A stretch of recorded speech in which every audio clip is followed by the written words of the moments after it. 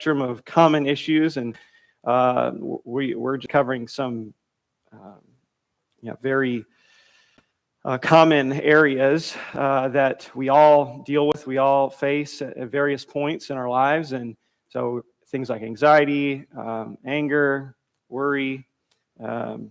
This morning we want to look at the topic of depression. I don't know if we're going to get through it this morning. We may do 2 weeks here, but we'll see. And of course, like any of these subjects, we can't be exhaustive on this subject because there's so much. I think I don't know how many things I've read in the last kind of 2 weeks getting ready for this. It's not the most fun reading like about depression for 2 weeks, but actually, as you do from biblical counseling perspective, you get a lot of hope because you're hearing a lot of how to handle it. But that's what I've been thinking about for a little while now, and reading different books and whatnot. So being reminded of old things and just different resources. So I've got a lot of resources. If you want some, maybe I'll mention some at the end, either this time or if we have to go a second time later. I want to start, though, with Psalm 42. Psalm 42. Maybe if there's any text that you should think about when you think about this subject, this is probably a great go-to text. Psalm 42. Actually, Psalm 42 and 43 are likely one psalm, and based on the structure and repetition. But in Psalm 42, this is a great text here for being downcast. The superscript says, "To the choir master, a maskil of the sons of Korah, as a deer pants for flowing streams, so pants my soul for you, O God. My soul thirsts for God, for the living God. When shall I come and appear before God? My tears have been my food day and night, while they say to me all the day long, 'Where is your God?' These things I remember as I pour out my soul, how I would go with the throng and lead them in procession to the house of God, with glad shouts and songs of praise, a multitude keeping festival. Why are you cast down, O my soul? And why are you in turmoil within me? Hope in God, for I shall again praise him, my salvation and my God. My soul is cast down within me. Therefore I remember you from the land of Jordan and of Hermon, from Mount Mizar. Deep calls to deep at the roar of your waterfalls. All your breakers and your waves have gone over me. By day, Yahweh commands his steadfast love, and at night his song is with me, a prayer to the God of my life. I say to God, my rock, why have you forgotten me? Why do I go on mourning because of the oppression of the enemy?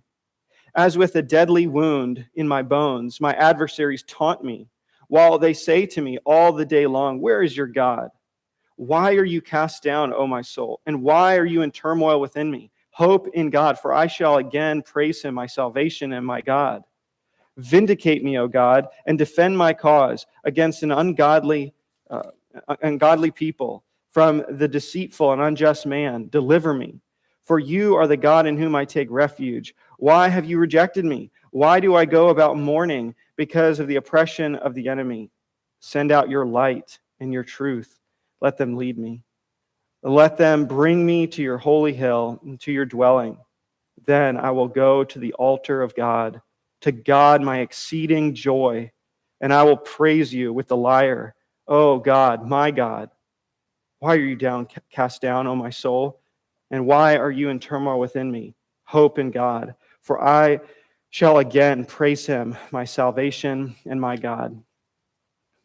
Isn't that good? You can see how these connect together. What is an indication that these psalms go together? Yeah, so that repetition, what did you say over here? The same verses? Yeah, same repetition. Yeah, same thing. So he says it in verse 5. He says it in verse 11 of 42. And then he says it there at the end of 43:5. So you see this threefold repetition. What might that indicate to you just about life and about this kind of soul struggle? Sure, it's important it happens. Yeah, if we're thinking about this long ago, right? Yeah. Common to man, as 1 Corinthians 10:13 would say.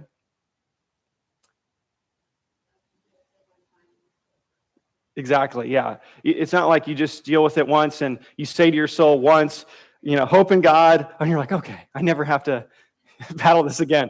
That's not the guarantee. In fact, it's actually setting us up for the continual need to remind our hearts of truth over and over and over again. Here's what Martin Lloyd-Jones, the doctor, the double doctor, he'd say he's the soul doctor, and he was a medical doctor who had a promising career even with the royal family. But he went into ministry as a preacher at Westminster Chapel in London. And he wrote a book called Spiritual Depression, series of sermons kind of compiled. And here's what he said about this psalm. And it's a great classic quote, very helpful as he's applying this to our lives. He says this: "Have you realized that most of your unhappiness in life is due to the fact that you are listening to yourself instead of talking to yourself? Take those thoughts that come to you the moment you wake up in the morning. You have not originated them, but they are talking to you. They bring back the problems of yesterday, etc. Somebody is talking. Who is talking to you? Yourself is talking to you.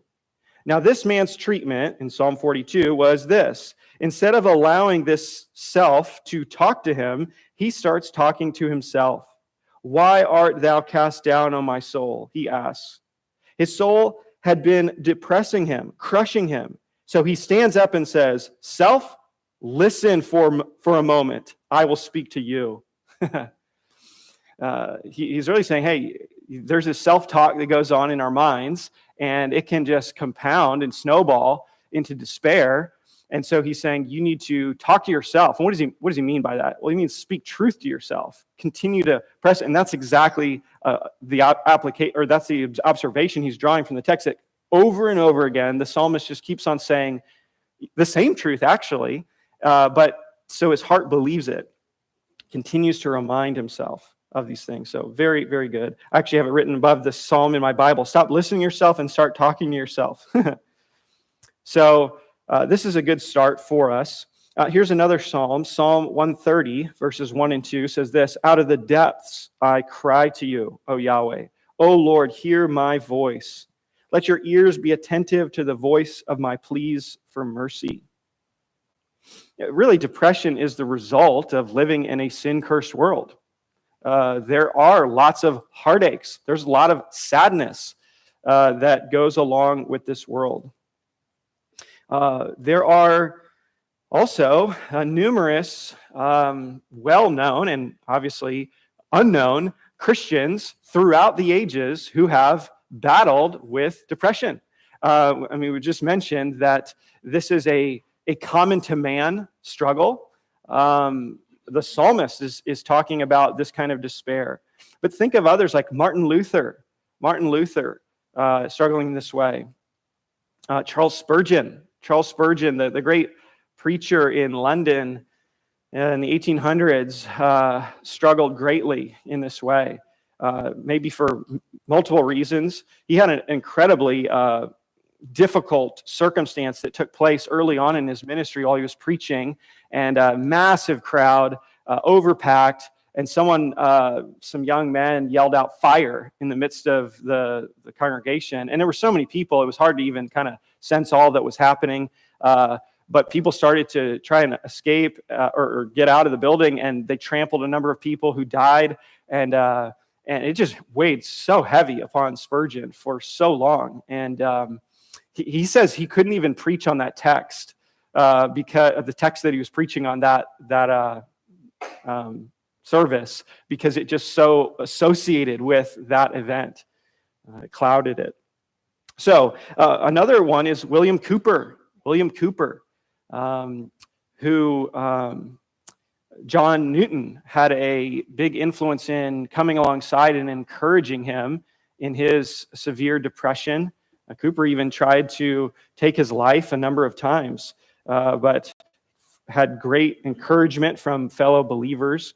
Cooper has written, though, some incredible hymns that we have in our hymn book, and we benefit greatly from those. His name looks like Cowper, so if you're like looking up his story or whatever, I think Piper has in one of his biographies, he has like a ton of biographies, the Swans Are Not Silent series. He has one on William Cooper. Usually there's like 3 to a biography, 3 figures, and he clusters them around a theme.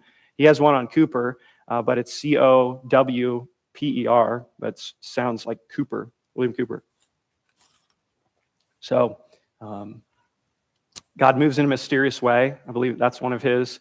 And so that's a great hymn. And actually, I would say we're getting ahead of ourselves. But as you begin to say, well, how do we deal with depression? I think one thing that's helpful is giving people and yourself great hymns of the faith that are going to bolster and build your faith. You know, maybe you feel like you can't even sing, but pull it up on YouTube or on your Spotify or whatever and listen to some great hymns. And that's one of them. Here's a guy who has struggled, and he's writing his thoughts, and it's such a great hymn. So you can almost think, even though Cooper struggled, he knew what he needed to believe because he expressed it in incredible hymns. And so he's fighting to believe those things. So we see it as a challenge for believers, even through the ages.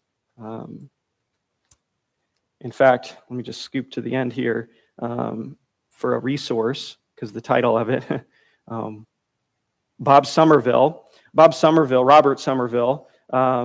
is a biblical counseling professor at the Masters University, and he wrote a book called "If I'm a Christian, Why Am I Depressed?" Do you remember having Thanksgiving at the Businesses with him? Yeah, and him and his wife. They were there, yeah. So, and the Gregorys. So, yeah. So we actually had Thanksgiving when we were, just Ashley and I before Maggie and the other kids, and so we got to spend some time with them. But he went through a pretty significant bout of depression, and so he wrote about that as well some years ago. Anyway, that's a helpful resource. Here's another proverb. We're just kind of getting started here. Proverbs 18, verse 14. Proverbs 18:14 says, "A man's spirit will endure sickness, but a crushed spirit who can bear?" What a proverb. But don't you love that the scriptures speak to our problems in such a realistic way, right? I mean, that's so true to life. Like, I'll be sick physically, but this is almost like too much to bear. I wouldn't lead with this if I was talking to someone who is depressed, but Martin Lloyd-Jones says this. He says, "A depressed Christian is a contradiction in terms and is a very poor recommendation for the gospel." Now, what he doesn't mean is that Christians can't struggle with depression, but he's just saying, hey, this is a poor testimony to be like, don't you want to be a Christian just like me? But obviously, I wouldn't lead with that and just beat down on someone. But helping someone with depression is not just listening. It's not just, being there. That's a huge part. But we need to see what's at the root here. What do they believe in? What are they thinking to offer real substantial help? Now, let me make some other clarifications. Feeling down or sad is not depression. I think we need to make some distinctions. I think the term for us, maybe it's just for me at least, it's just become kind of a catch-all. It's we don't use it super specifically, maybe, or maybe some people want to avoid it because they do import a lot into it. But really, what we're going to see is that depression is when we begin to neglect responsibilities because of our feelings or our mood. That's really, I think, what distinguishes it. There's Charles Hodges, a medical doctor, and also later became a biblical counselor. He's written a book that's very helpful called Good Mood, Bad Mood. And he said that prior to the 1980s, there was, well, actually, let me find his quote here. He talks about a difference that took place. Here we go. He said, after 1980, about 90%, in his opinion, of what is diagnosed as depression by the culture would have before been classified as normal sadness due to some loss. In other words, there's a lot of loss that we face. There's a lot of reasons to be sad in our world. And there's even a book someone's entitled Medicating Normal. And the idea is that there's a lot of just normal sadness that we in some ways should expect because of loss in our lives. And he's saying, Hodges says this is a quote of his, he says, depression is about how we respond to the losses we suffer in life. And so he says, if 90% are really in the past would have been classified as just a normal sadness due to some loss, then he says of the 10% remaining, around 5 to 7% may have some medical condition associated. And then he says that leaves about 3% who cannot speak to the reason for their sadness. So just interesting to see some of his observations here about even how the culture has shifted. Also, just interestingly enough, in 2020, there was a massive uptick of people being diagnosed or medicated for anxiety and depression. And you think of the way our culture views it, they talk about mental illness, and I think we've already talked about this a little bit. In some ways, I mean, we got to clarify our terms, but like biblically, like you can't have a mental illness, right? The mind is immaterial. We believe in a body, an inner man, outer man, and so it's just a conflation of terms. Most of our world, our culture, believes in just materialism. They don't believe in an immaterial soul. So if your body dies, your mind continues to function, right? Paul says, absent from the body, present with the Lord. He goes to be with the Lord. He's there. His mind is functioning, but his brain has stopped working, right? So there is a difference there. Of course, we understand, though, that there's somewhat of a mystery as to how one relates to the other in impacts. They do have an impact on one another. So we have to be humble there. It's not saying we don't know how all those things work. But often what's happening is there is something that is being viewed as an illness and used in illness terms that is something that's about inner man issues and interpretation of circumstances. And I think that's a huge factor in thinking about these things. So what we want to do is begin by looking at what is a definition of depression. A definition. Oh, I kind of went off there for a second. The interesting observation that some have made was, if this is purely just a physical medical issue, which sometimes it is, I will say that. I mean, so what I mean is there are certain medical conditions that will bring on symptoms that are that lead to depression. So, or some medications will even say that it may cause depression. And so, obviously, that's not what we're talking about here. There are known things, physical problems that you can go and have a test for and see, oh yeah, you have this, and it's known to produce that. So that's not what we're talking about there. That's why I think it's always good if there is depression to say, well, have you had a medical exam? Like, I'm not a medical doctor. Biblical counselors aren't medical doctors. I mean, some of them are, but I'm a doctor, but not that kind of doctor. And so I always say, like, hey, you need a medical exam. You need to see, like, are there anything contributing to this that may not be, or that may be related physically? And if they should do that, but then there's another side of this that if that's not the case, then how do we think about this? How do we think about this? And what I'm trying to say is, if there was this massive uptick, which we could probably just say happened because of circumstances, right? The circumstances surrounding 2020, then wouldn't that incline us to think that it's maybe more about perception and about our circumstances and our thinking about our circumstances more than it was that some kind of all of a sudden all these people just started getting diagnosed with this. So I would venture to say it seems more plausible that it had to do with the people's despair over their circumstances and how they were thinking about them, leading them to seek those measures. So let's think about a definition of depression. A definition. Here's this definition kind of in different forms I found in different places. Robert Smith, John Street, and others have kind of tweaked this definition over time. So I don't know who's this original with, but here's one form of it. A quote, and this is seeking a biblical definition of depression, not necessarily, like a definition from the Diagnostic Statistical Manual, Volume 5, from the APA. That's not what we're looking at here. We could look at some of those cluster symptoms. But that's really what they're doing. They're just looking at clusters of symptoms that they're observing, and they're just giving a label to them. So here is a definition here, trying to pull together biblical themes. So, quote, depression is a persistent, debilitating mood, feeling, or sense of hopelessness that becomes a person's reasons for not handling the most important issues of life. Let me read that again. Depression is a persistent, debilitating mood, feeling, or sense of hopelessness that becomes a person's reason for not handling the most important issues of life. Actually goes on a little bit, and it says, this, just to qualify what we're talking about, this is a spiritual depression of the soul that has not come from any organic chemical disorder of the body or from the side effects of medication or illegal drugs.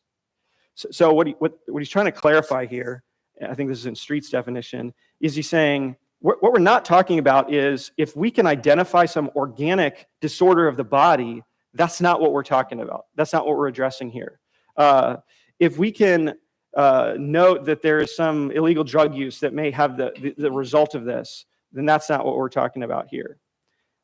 So we're talking about this spiritual depression of the soul.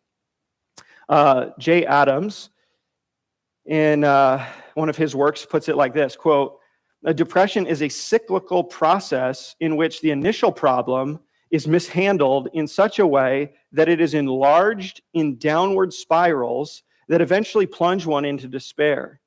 The downward cycle enslaves one in hopelessness and guilt, thus bringing a slowing down or cessation of activity called depression.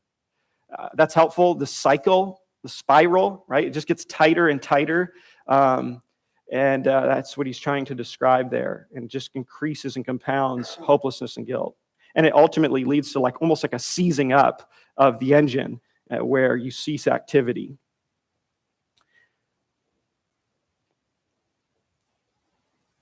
I think it's, who goes on here? Robert Smith, he says, he looks at two aspects of this, feelings and actions. He says, quote, bad feelings are the result of the failure to handle normal life responsibilities in a biblical way. He says, but not all bad feelings are the result of this failure.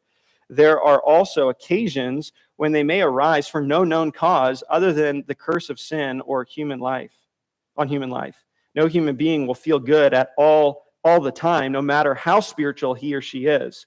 Those feelings do not mean a person is depressed or is necessarily handling life unbiblically. So if we begin to feel sorrow or sadness over a circumstance, that's not depression. That's actually probably a normal response to certain things in life that we live and experience in a fallen world.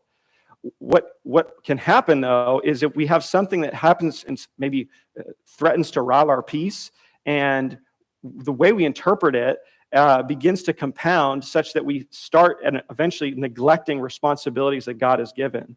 That's really the thing I think to take away from this, is that it's the neglect of responsibilities that comes. It's not the initial sorrow and sadness that's the issue here, or that is sin. It's not sin to be sad, right? In fact, there's a lot of times when godly saints are sad because of circumstances. In fact, Paul says in 1 Thessalonians 4 that we grieve, we're sad, and yet not without hope, right? Because we have cause for hope in the midst of that. So there's a normal grief, a part of life, but Paul is reminding them of truth so that they don't devolve into leaving responsibilities and becoming depressed in that sense.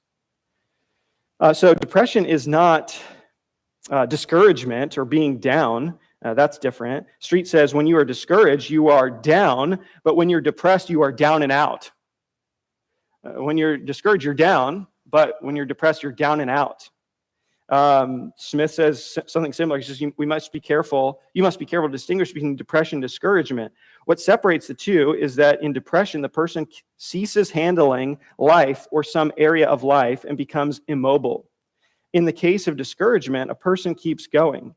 The key factor in depression is immobility. Ed Welch, in his book, A Depression, A Stubborn Darkness, this is a helpful book. he suggests two contributing factors to depression. He says events outside of us that we cannot control, people, events, illness, and other physical problems, and then internal beliefs, spiritual allegiances and interpretations we can change. And he says the interaction of these two are what causes depression. Joel James, in his work, he lists many other things that are kind of associated with depression, often, not all these at the same time, but just, observing different cases. He says failure, disappointment and sadness, anger, fear, loneliness, passiveness or a lack of enthusiasm, a sense of impotence to change unpleasant circumstances, sense of meaninglessness, an inward focus that makes one's world seem very small, fatigue, neglect of life responsibilities, unconfessed sin, a wrong view of God. He's just listing out a number of things to help, counselors think about, all right, let me think of some factors here. Wayne Mack, in his book entitled Out of the Blues, he's trying to help people think about these things. He writes this: depression is caused by a person's response to an event in their life, not the event itself. So I think that's pretty helpful in that he's trying to help us think about stuff happens to us often that's outside of our control, that may be cause for sadness. But how are we going to respond to that? How are we going to respond to that? I was listening to Dr. Streets had a massive influence in my life as far as just Christian life and thinking. I mean, had him in seminary. He was my when you get certified as a ACBC counselor, you have to do a number of hours of counseling that's supervised by a fellow who's been counseling forever. Dr. Street was my fellow, and so it's a lot of my thinking on so many issues related to counseling have been influenced by him. I would recommend to you really anything he's written. But he made this point. I was kind of watching something I hadn't seen of his recently, and he made this point, and I thought it was just so pastoral. He said often when he goes to the hospital and visits someone, he'll ask them 3 questions, and he says, number one, he'll say, okay, can God heal you? And so they'll say, yes, he can. Okay, he says, has God healed you? And they say, well, no. I mean, of course they could say yes, but he says, if they say no, then he says, 3rd question, so what would God have you to think and do in light of that? Well, how does God want you to think and act in light of that? So we know God can heal you, but we know for some reason he has not. So how does God want you to respond to your circumstance now? In other words, how does God want you to please him and respond and think about this circumstance? And I just thought, wow, that is so pastoral and helpful, and it just brings a conversation to bear.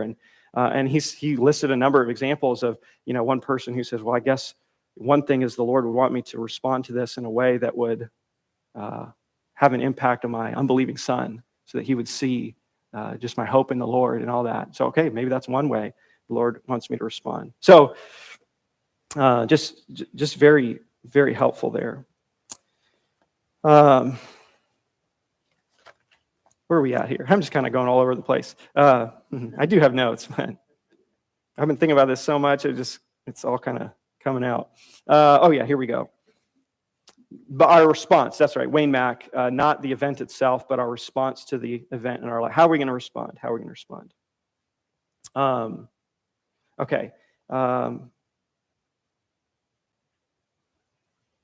This is the definition of depression. Next, I want us to consider the diagnosis of depression. And I put it this way because in our world's thinking, you get diagnosed as depressed. This is probably one of the most diagnosed psychiatric diagnoses, and it's an increasing one in our days. One writer said this: the incidence rate of depression for those born after 1950 as much as 20 times higher than the incident rate for those born before 1910. Interesting. Here's an important observation. There's a difference between a medical diagnosis and a psychological diagnosis. A medical diagnosis is looking for an identifiable pathology, right? They might take a sample, they might take blood, they may do various things to test and see what might be measured objectively. What often happens with a psychological diagnosis is often based upon the descriptions and labels that are given in the DSM-5, and that's where the edition it's in now. and they are really clusters of symptoms. And so they're just listening to the patient describe feelings and thoughts that they have, and from their subjective experience, and then making a determination and labeling something based upon that. It's often what is happening. Interestingly enough, I was listening to Greg Gifford in his Transform podcast, and he was talking about how he's writing a book on some things related to this, and he said he set up an appointment. I want to get to some of the details right here. He set up an appointment with a psychologist, I guess, to talk about things in his life, and it gave him. He didn't even get to meet with someone. He had a telephone kind of call, and they asked him a number of questions, and he answered honestly. And he said they labeled me as depressed, and they, without even seeing me, without like any other follow-up, they recommended that I get on psychotropic drugs. And it's like, you haven't even met me. You didn't do any tests besides just asking me my thoughts. And he wasn't trying to come off as depressed and say certain things. He was describing himself, and he's like, they said I was depressed. He's a biblical counselor. I mean, biblical counselors can get depressed too. But it was just interesting. Now, obviously, that is one example. That's not everyone. I'm not trying to say that at all. But there has become such an association in our culture with depression now that we've seen so many commercials, you might think about like that, where that you just come to believe like, okay, yeah, this is a medical issue only, and so it's not for the realm of Christians or pastors to handle these issues. Now, I'll say once again, yeah, of course, there are certain medical conditions or even medications that can bring on depressed symptoms, and that's not what we're talking about. I think it's always prudent to say, rule out those things. In other words, rule out anything physical that might be happening. But having done that, how should we then think about your circumstances and your response to those circumstances? It's interesting, of course, you think, well, what about like a chemical imbalance? That's been like a theory for quite some time. And it is just that. It's a theory. They haven't been able to prove that. And so I think there should just be some humility that, that's one guess that they have as to how that works. I think here's probably a good balance. We should be careful not to be on their side to say, there's nothing really spiritual going on here about thinking. That would be a misstep, because we know that even if there's a physical problem, we can still address people's circumstance with the Bible, right? But on the other hand, I think it's good to say, well, there's a lot about the human body we don't know. We're ignorant of how certain things work. And so we ought to be humble in that way and recognize that we go as far as we can with medicine, but we can't completely know what's going on. Ed Welch has a helpful book looking at this called Blame It on the Brain, ? And he's just kind of thinking about these various things. Charles Hodges in his book, Good Mood, Bad Mood, deals a lot with that as well. But it's not only Christian counselors that are thinking about these issues. There have been a lot of people in the medical community and psychological community who have really questioned, and many have abandoned the chemical imbalance theory. They're looking for another area of the brain or maybe a different way to think about this. I think they're still probably in that mentality of not thinking about the soul, but they're kind of moving away from that idea because they haven't been able to find it to be conclusive in that way. So the point being, we're not medical doctors, but so we want to encourage people to get help from their physician as a first step. But after that, we want to be sure that we can address and bring biblical perspectives to these things. We don't know the pathology that underlies it definitively, but it's not, we might say it like this, it's not a sickness to be sad, right? And so we want to be able to offer hope to people. In some ways, it is hopeless if you just think, I just have this condition and I'll just have it. But rather, the Bible would speak to us as being able to respond to the circumstances of life, even if certain things don't change. I think medicine, by the way, is a Christian liberty issue. It's a Christian liberty issue that someone has to think about and think through. So I'm not saying one way or the other. And Christian, you'll hear this, like, and I think it's wise, like biblical counselors, I'm not a doctor. Don't get off your medication. Sometimes people hear this and they think, I need to stop. No, don't do that. I'm not a doctor. I can't do that. I didn't put you on this. The person who put you on this needs to talk about that. That is between you and your physician. That's not at all what I'm saying.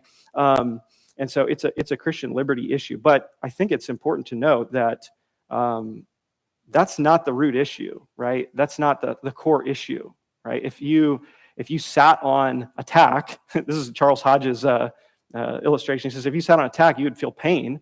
And if you took some medicine to make the pain go away, you didn't deal with the issue, the root underlying issue. You made yourself feel better, but you didn't deal with the main issue. Sometimes things get so severe that people can't sleep and they're having issues, and that can actually lead to a lot of challenges in your body. So some people just need to be able to sleep for a while and get back to a normalcy so that they can begin to work on these issues. So there's a lot of factors that play into this, but a few people listed one study here that was done some time back, and that was listed in an article in the Journal of American Medical Association, JAMA, and it was a double-blind study of the effectiveness of certain antidepressants, and really they had three groups of people, and they had some people on an antidepressant, they had some people on St. John's wort, which is like an herbal supplement, and then they had some on a placebo, a pill with inert ingredients. And what they saw from it was that they saw kind of like an even spread of the effectiveness of the three, which is fascinating. And some have pointed out that one of the indications of that is that it had a lot to do with the hope that the patient believed this would bring them. So if they believed that this was going to help them, what they were taking, then they had increased benefit to that. And so that's JAMA. That's not any biblical counselor or anything. They're noticing this and having to make adjustments to their theories as well. So we don't know everything there is to know, but it should give us some pause here, at least, to say, okay, this is not just a medical issue. It could be the result of a medical condition. Once again, we're not talking about that, but what we're talking about biblically defined as depression, the Bible is sufficient to address these things, And we also understand that the way we think can have effect upon our bodies, right? And a significant effect. Listen to Proverbs 14, verse 30. A tranquil heart gives life to the flesh, but envy makes the bones rot. A tranquil heart gives life to the flesh, but envy makes the bones rot. That's so interesting. It's having to do with your thinking, with your heart, and the effect that it can have on your body. I've heard the illustration this way. It's like if you were to, just imagine I went out and I had an orange tree, and or actually I do have a lemon tree. So let's think about a lemon, okay? So after like 2 years, I think, almost. And so it's getting better, I think, each year. But let's just say, give it a few more years, and we've got a really great lemon. And I pull off a lemon, and I peel that thing, and the juices are just kind of going, they're coming out, and it's going into the air. And I open it up, and I put it up to my nose, and I smell it. Now, you might be salivating right now as a result of some of that description. And what happened? Did you have an orange in your hand? Is there the smell of an orange around you? No, but you could probably start to think about those things, and it begins to maybe make you salivate when it's described to you. What's happening? Well, your thinking is having some kind of physiological impact upon your body. And we understand that there's this kind of mysterious interplay between inner man, outer man. And so we understand that you can even just watch a commercial the juicy steak and there's butter and just like, and you're like, oh, and you're salivating, you're wanting to eat it and you're getting hungry, right? And hunger pangs. So you're seeing something, you're interpreting something that's not actually there, and you are having a response. So we understand that. And so I think that's a helpful thing to recognize as we think about how we respond to circumstances. Jim Neuheiser, another biblical commentator, says, calling depression a disease is depressing because it offers no hope. It offers no hope. There's various reasons that we could experience depression. It could come from guilt. That's not always the case, I'm going to say that. But think about Peter after he betrays Jesus. I mean, he's just so burdened and just beat down. Many people are overwhelmed with guilt that's leading to depression. And let me say this, we should expect that. Right? Think about, you think, like, what is, and here's another interesting thing. Some in the non-Christian community have observed, like, why do we see an uptick? And one of the things they list is decreasing religious involvement. And so it's like, interesting. Okay, so obviously we don't think any religion is good, we believe in the true God, but it's interesting that I think there's a correlation between if you live without any reference to God and you just go your own way, you're your own authority, you should expect to feel guilt. You should expect to not being right with your God, to be down and depressed. So that could be a factor, unconfessed sin. Sometimes people are overwhelmed, though, with their circumstances, worry, and this leads to depressed feelings. Anger can be related. Having judgments about how things should be, expectations, and them not going that way and becoming angry. There can be a correlation there between those two. Grief and loss and sadness is not depression, but we can move into a depressed state if we don't, well, as Paul would say, grieve with hope in those circumstances. A good place to look about sorrow and sadness is described in Psalm 102. This is a great passage to look at various reasons for it. Life's brevity. He talks about his body aching, spiritual problems, lack of nutrition, lack of sleep, others cruelly treating him, wrong thoughts about God. And yet then he begins to remind himself kind of at the hinge of God, and he reminds himself of his sovereignty and other things. So God hears his prayer then, and he begins to help him. So here's the definition and diagnosis. Got 3 minutes. The next thing I want to do is begin to just look at some descriptions of depression. We're just going to look at one, and it's in the life of an unbeliever here, but it actually gives us principles regardless of who you are. In Genesis 4, here you have Cain, and notice what the text says. We'll pick it up in verse 3. Genesis 4, verse 3. This is in the course of time, Cain brought to Yahweh an offering of the fruit of the ground, and Abel also brought of the firstborn of his flock and of their fat portions. And Yahweh had regard for Abel and his offering, but for Cain and his offering he had no regard. So Cain was very angry, and his face fell. In other words, his countenance fell. Notice the connection here, like we already mentioned, between anger and depression. He's visibly downcast. Yahweh said to Cain, "Why are you angry, and why has your face fallen?" And then here's the counsel God gives to him. If you do well, will you not be accepted? If you do not do well, sin is crouching at the door. Its desires for you, but you must rule over it. Interesting that Cain has these feelings, and he's becoming ruled by these feelings, and God is telling him, you need to do what's right. You need to do what's right. In other words, actions over feelings. That's part of the counsel that he gives him. You can't live by feelings. You need to live by what God has said. And so he's saying, why has this happened? And notice how, in many ways, God is gracious here. He's drawing him out. He's asking him questions. What is going on? What's your heart here? What is the cause of your anger? What is the cause of your downcast heart? And then he gives him counsel of how he should act. You know what you need to do, Cain. You know what you need to do. You need to do what is right. What have I revealed? What have I told you? That's what you need to do. And what will happen if you do that? If you listen to the word of God? Well, will you not be accepted? will you not be accepted? It kind of gets smoothed out here in the ESV, but even in mine, in the footnote there, it says, will there not be a lifting up of your face? In other words, won't there be a change if you do what's right? So think about this related to the responsibility aspect, that it leads to a failing to do what God has called us to do. That's certainly the case with Cain here. And he's saying, hey, if you do what is right, there will be a change. There will be change. You'll see a change. So this is one of the descriptions. We can look at others.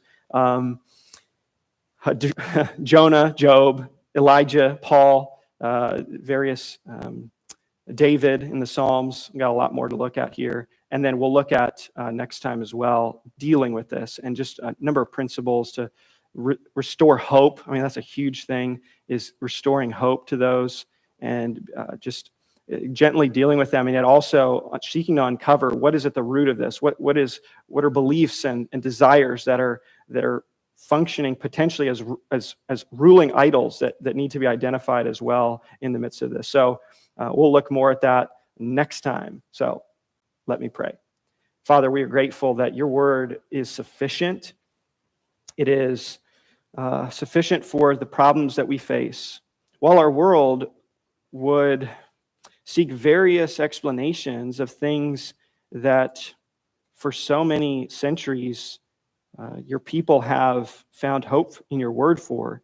They may have called it different titles, melancholia, and different terms, but when we look at the descriptions, Lord, we are often talking about the same kinds of troubles in life. And yet, Lord, so many in the past have not been without hope until the modern era. They have found hope in your word. They found hope in the scriptures and the people of God and in your character. So may it be true for us as well, that we in our troubles and sorrows of life would find our hope in you, that we would fulfill that which you have called us to do, living by faith, not by our feelings alone, and that you would then bring an uplift in our countenance, and that you would allow us to be instruments in your hands to help others, to point them to hope in you. Lord, may we be gracious and patient with others, and yet also willing to ask hard questions to help them in the long run. So we ask that you would guide us as we study even next week, Lord willing, on this subject as well. In Jesus' name.